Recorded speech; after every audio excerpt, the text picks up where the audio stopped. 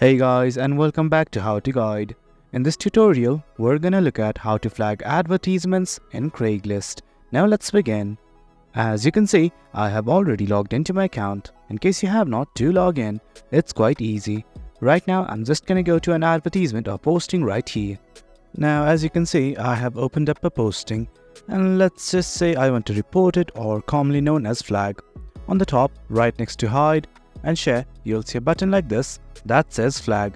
If you hover over it, you can see something like flag as prohibited, spam, or miscategorized. Click on the button right here.